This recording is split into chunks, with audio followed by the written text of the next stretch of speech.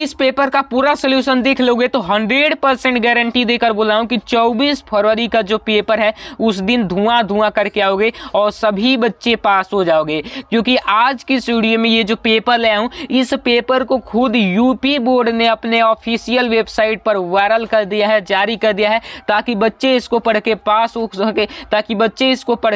हो सके और अच्छे नंबर ला सके। तो आज की इस वीडियो में इसका पूरा सोल्यूशन बताएंगे और ऐसा बताएंगे कि आपको कुछ भी नहीं आता है तो भी कैसे आप लिखोगे बना बनाकर, और काफी बेहतरीन तरीके से आपको नंबर भी दिए जाएंगे। गद्यांश पद्यांश कैसे पहचानना है, साहित्यिक परिचय कैसे लिखना है, सारी चीजें आज के वीडियो में बताएंगे। निबंध वगैरह पत्र लेखन ठीक से कैसे लिखना है, जब कुछ भी याद नहीं किया हो उसी प्रकार से लिखना है और आपके 90-95 नंबर आएंगे उस प्रकार से लिख दोगे। तो आज के वीडियो सबसे ज्यादा इंपॉर्टेंट है। सबसे पहले देख लो, यहाँ पर सबसे पहला क्वेश्चन है, शिक्षा का उद्देश्य निबंध के लेखक हैं। जल्दी जल्दी बता रहा हूँ, संपूर्णानंद हो जाएंगे। लल्लू लाल की रचना कौन सी हो जाएगी, तो लल्लू लाल की जो रचना हो जाएगी प्रेम सागर हो जाएगी। पर्दा कहानी के लेखक कौन है, तो पर्दा कहानी के लेखक यशपाल जी हैं। आवारा मसीहा के रचनाकार कौन है, तो आवारा मसीहा के रचनाकार विष्णु प्रभाकर जी हैं। बाण भट्ट की आत्मकथा के लेखक कौन है, तो बाण भट्ट की आत्मकथा के लेखक सरदार पूर्ण सिंह है। और यहाँ पर देखो कमैनी किस युग की रचना है, तो कमैनी जो है आपके छायावेदी युग की रचना है, क्योंकि ये जयशंकर प्रसाद की है और जयशंकर प्रसाद छायावादी युग के हैं। और इसमें से कौन से कवियों में से प्रकृतिवादी युग के कवि हैं, तो ये अग्रदास हैं। अर्थात सप्तक का प्रकाशन 1943 द्विवेदी युग की रचना है, तो द्विवेदी युग की प्रिय प्रवास हो जाएगी। अब देखो अष्टछाप के कवियों का संबंध किस भक्ति शाखा से है, तो कृष्ण भक्ति शाखा से, क्योंकि सूरदास जी अष्टछाप के कवि थे और वो कृष्ण भक्ति शाखा से थे। तो आसानी से हमने कर लिया बिल्कुल ही। अब देखो यहाँ पर आ जाता है कि दिए गए गद्यांश पर आधारित निम्नलिखित प्रश्नों के उत्तर दीजिए। सबसे पहले देखो, धरती माता की कोख में जो अमूल्य निधियां भरी हुई है जिसके कारण वह वसुंधरा कहलाती है, उससे कौन परिचित नहीं होना चाहेगा। अब देखो इसको आप अच्छे से पढ़ोगे, पढ़ने के बाद आपको पता चल ही गया होगा ये किस चैप्टर से लिया गया है। ये राष्ट्र का स्वरूप चैप्टर से लिया गया है, ठीक है ना। जहाँ राष्ट्र के बारे में जिक्र किया जाए वो तो समझ ही जाओगे कि राष्ट्र के स्वरूप चैप्टर से लिया गया है। अब इसके लेखक कौन है, तो भाई वासुदेव शरण अग्रवाल जी है। तो सेम इसी प्रकार से बोर्ड एग्जाम के कॉपी पर लिख नहीं दोगे, केवल क्या लिखना है, सबसे पहले लिख देना यहाँ पर प्रश्नोत्तर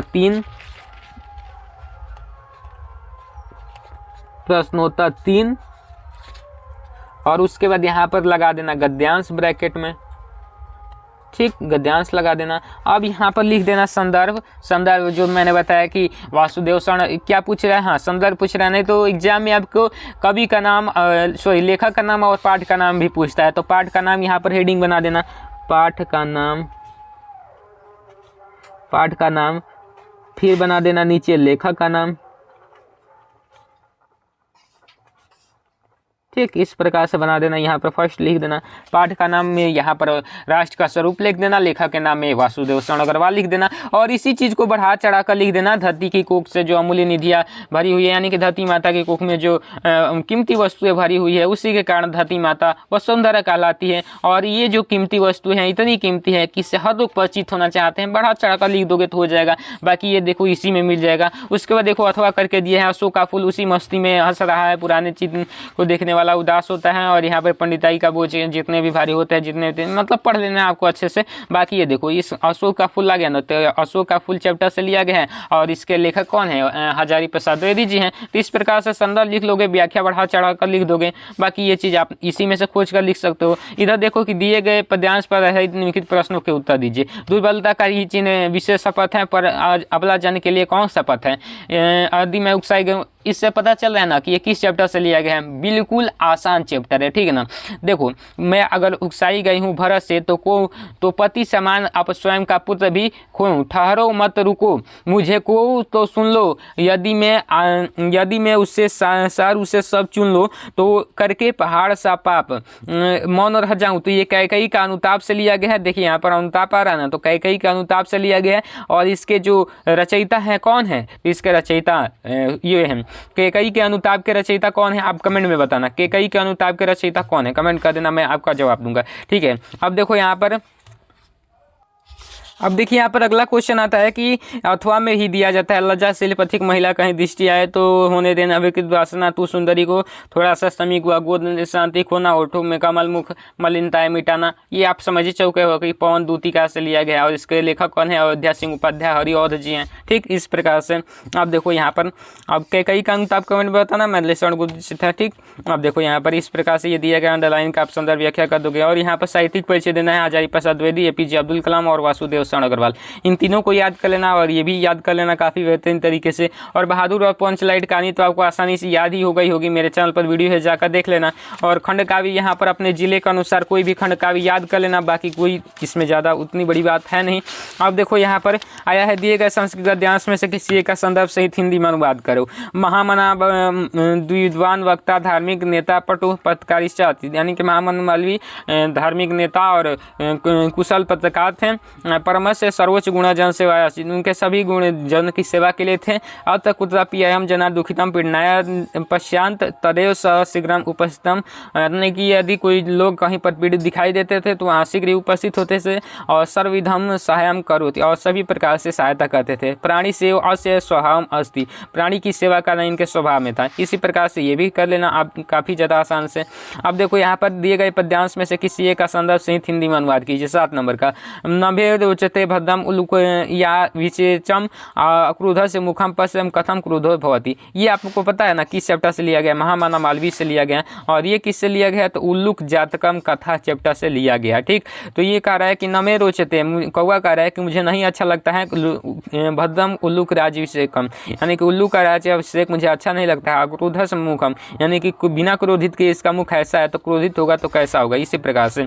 अब ये बता देना कमेंट में। ठीक, अब देखो यहाँ पर निम्नलिखित मुहावरों में ये काफ़ी ज़्यादा आसान है, मित्र के बारे में यहाँ पर बताया गया कि मित्र कैसा होता है। और निम्नलिखित मुहावरों में से एक अर्थ निकाल कर वाक्य प्रयोग कीजिए। तलवार की धार पर चलना, यानी कि खतरों से खेलना। टका सा जवाब देना, यानी कि तुरंत कड़ा जवाब देना। दाल में काला होना, कुछ गड़बड़ होना। नमक मिर्च लगाना, यानी कि और बढ़ा चढ़ा कर बातें करना। ठीक है ना। अब देखो पठित गद्यांश पर आधारित किन्हीं निम्नलिखित प्रश्नों के उत्तर दीजिए। ये आपका अनसीन पैसेज जो आता है वही है, तो इसको आप अपने से कर लीजिएगा। यहाँ पर और यहाँ पर 2 दिया जाएगा। अब देखो निम्नलिखित सही उगमों को चयन करके लिखिए। वसन और व्यसन। वसन का क्या होगा? वसन वस्त्र और व्यसन मतलब आदत। ठीक, अम्बुज अम्बुद, अम्बुज मतलब क्या होता है? तो अम्बुज मतलब जल और अम्बुद मतलब कमल होगा। ठीक, चलो यहाँ पर देखो अगला क्वेश्चन काफ़ी ज़्यादा इंपॉर्टेंट। निम्नलिखित में शब्दों में से कोई एक अर्थ है, अंबर पट विधि नाग, तो कोई एक का लिख देना। दो अर्थ लिखना है। अंबर आकाश गगन लिख देना, पट विधि लिख देना, ब्रह्मा ढंग, नाग सर्प नगीना लिख सकते हो। निम्नलिखित वाक्यों में से किसी एक शब्द का चयन करके लिखिए। तो जो आंखों के सामने हो तो प्रत्यक्ष होता है, जानने की इच्छा रखने वाला जिज्ञासु हो जाएगा। ठीक, ये और ये। ठीक, अब देखो निम्नलिखित में से किन्हीं 2 वाक्यों को शुद्ध करके लिखिए। आसानी से लिख लोगे, 10th 12th के बच्चों हो भाई, इतना तो लिख ही पाओगे। वीर रस था, हास्य रस का स्थायी भाव। हास्य रस का स्थायी भाव क्या होता है? हास्य होता है। उदाहरण सहित बताइए। तो उदाहरण आप बता ही दोगे काफ़ी बेहतरीन तरीके से। अब देखो यहाँ पर श्लेष एवं उत्प्रेक्षा अलंकार का लक्षण तथा उदाहरण दीजिए। लक्षण उत्प्रेक्षा का क्या होता है? लक्षण मनहु मानहु जनु जानू, और उदाहरण बता देना है काफ़ी बेहतरीन तरीके से। अब देखो रोला सोठा दोहा और रोला, ये 3 तैयार कर लोगे तो देखो दोहा और सोठा का आया है। इसको भी लिख सकते हो, 6 नंबर का आता है। अब देखो अब ये क्या होता है कि पत्र लेखन कैसे लिखा जाता है? तो सबसे पहले ऊपर लिखना सेवा में, जैसे यहाँ पर पत्र लेखन लिख रहे हो, एग्जाम्पल के तौर पर मैं यहाँ पर बता रहा हूँ।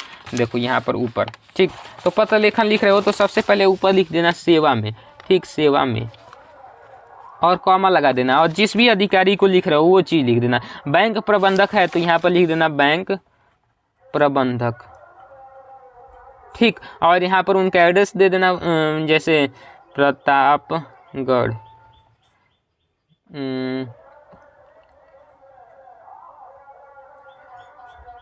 गांव प्रयागराज,